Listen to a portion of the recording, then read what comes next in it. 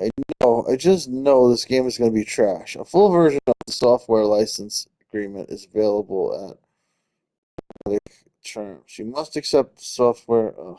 So I really don't trust this game. I think it's some kind of scam. Anyway, I'll take those. Maybe I should take the agreement. I really, I get like such bad vibes from this game. I knew this game was going to be trash when I first bought it. I knew it. I could tell already from the title screen that I was correct. The language is English. It's good. The text is fine. I think it's fine. Should I make the text bigger?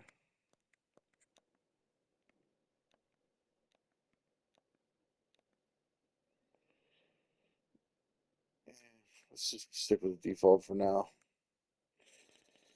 Okay, I just knew this game was gonna be terrible. Um, but there are no reviews of this game, none. So I'll make a review of this game. I'll play it and see if it's Unpacking any my good. things for the trip again notebook, voice recorder, my old worn but beloved camera, a change of clothes, and a book. Can I make the volume any louder?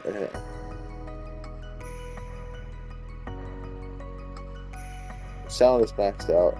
Maybe is it just low? I wasn't expecting voice acting, or is that like a AI? Either way, it's still something I wasn't expecting. Okay, great. Good job.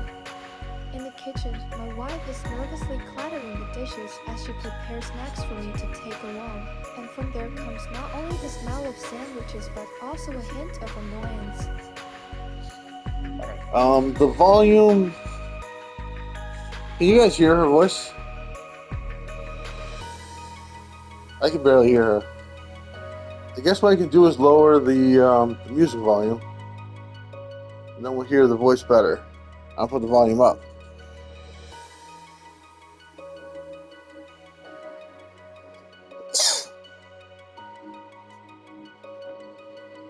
Might as, the effects are fine for now, I think. The music volume needs lowering. Alright, so now let's try again. You just got back last week. Why again? She shouts from the kitchen, annoyed. Sorry, Zoe, sorry.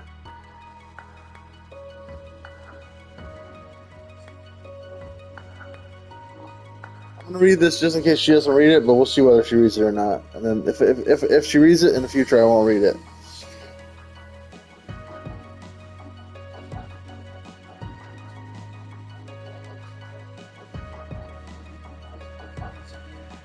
Okay, it seems like she misses me. I don't want to be mean. Honey, you know it's not up to me, I said Yes, gently. my job involves constant trips to the edge of the world just to try to draw the authorities' attention to these abandoned villages where people still live. That's me talking, right? My articles have never been sensational and have never appeared on the front pages of newspapers. But once, after publishing one of them, a village that had seen electricity for decades finally got power. Since then, I haven't been able to stop. The grateful faces of those people are still vivid in my mind. Okay, this voice is terrible, so I'm taking it off. I'm putting the music volume back up for now, and we're just gonna turn the voice volume all the way down.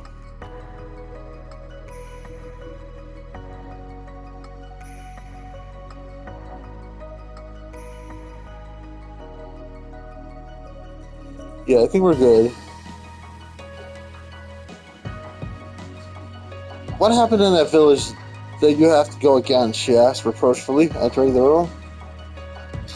People here have no proper roads.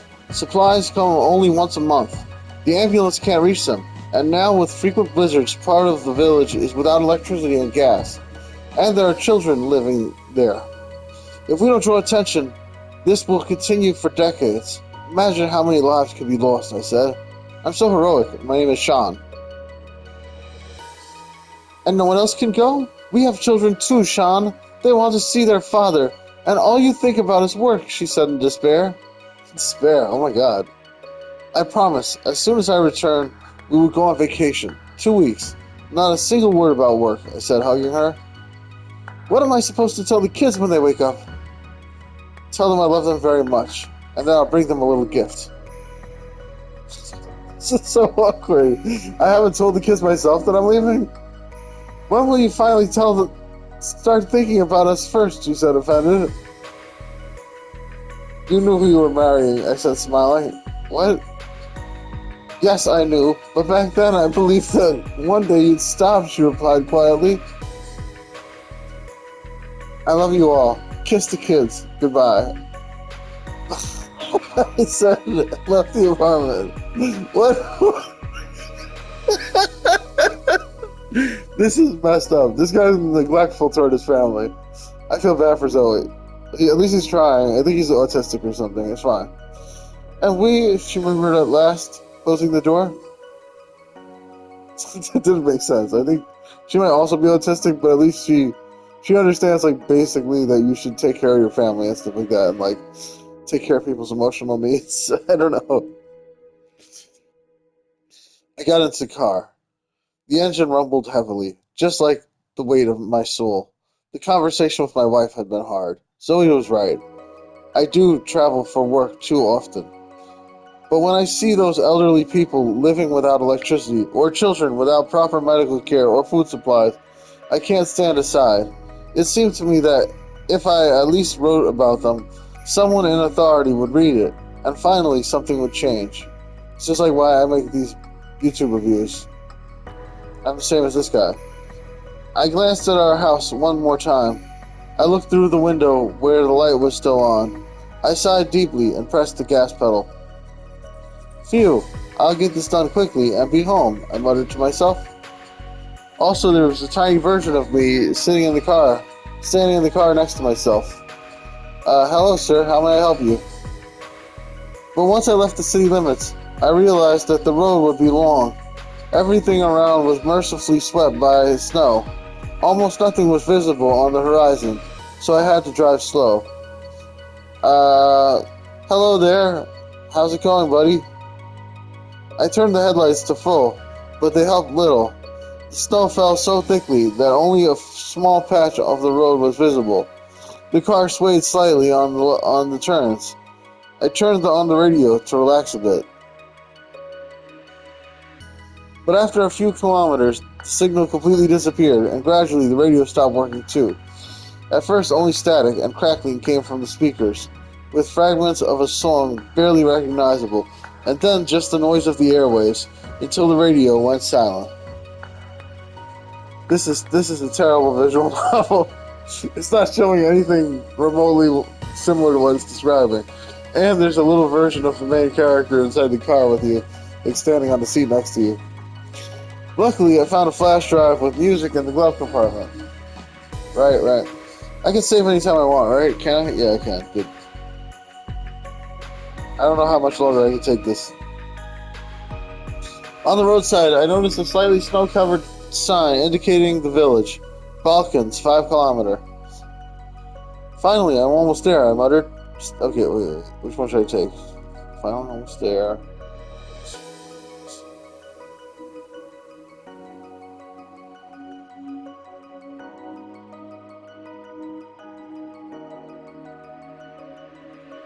Finally, almost there, I muttered, staring at the road.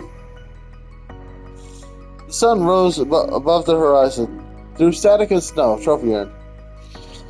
The sun slowly rose above the horizon, and its first rays cut through the sky, touching the snow-covered road. All three of those things were pretty much the same. I could already make out the silhouette of partially ruined houses standing along the roadside. Although calling it a road was an exaggeration, more like remnants of it, with potholes and pieces of asphalt that had once been there.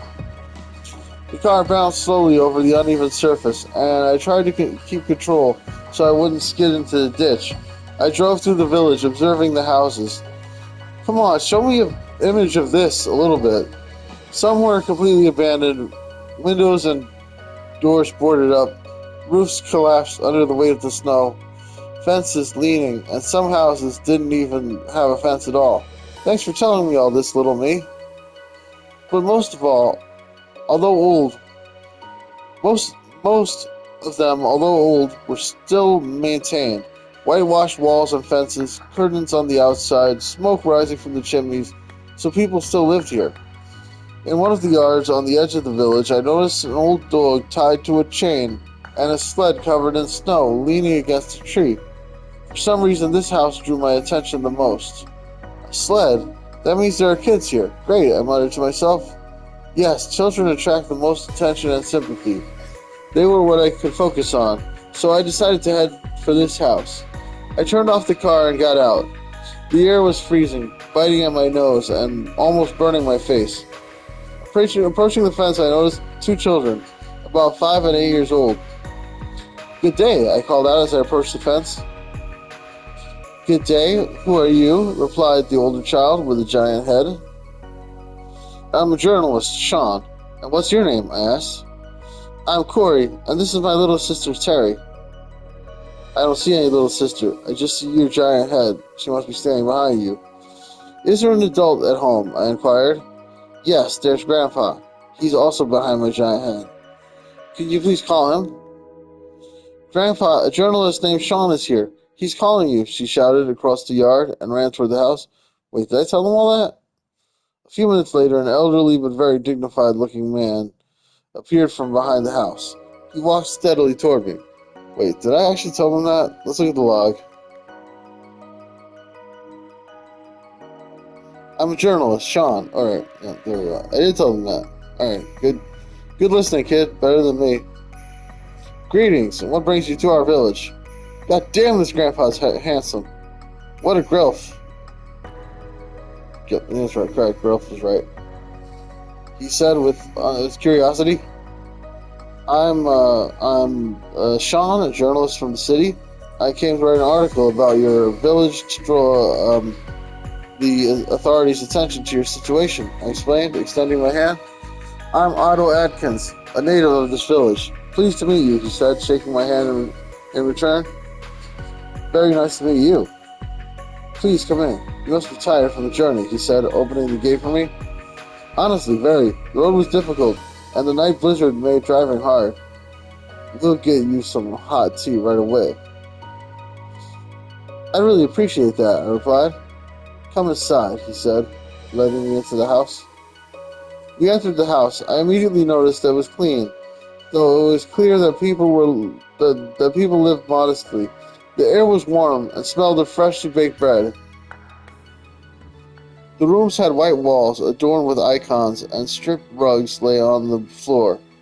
By the window stood a table covered with a linen tablecloth. The last time I saw one like this was at my grandmother's house in the village when I was a child. Lace curtains hung on the windows, letting in the winter sunlight.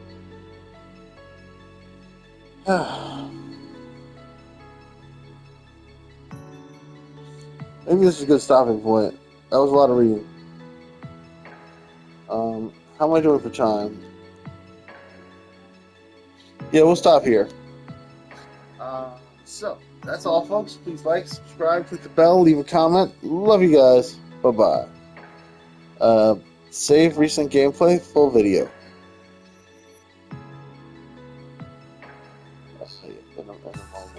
Just gonna save the game here first. There we go. I walked slowly through the room. The wood door creaked lightly under my feet.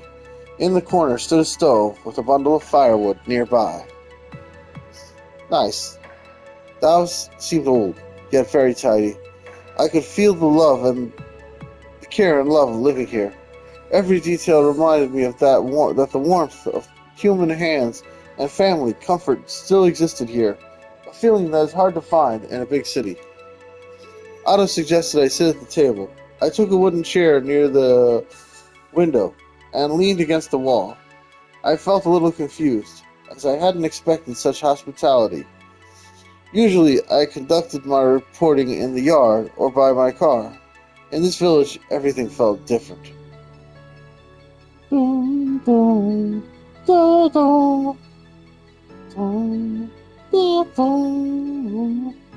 Save recent gameplay, full video.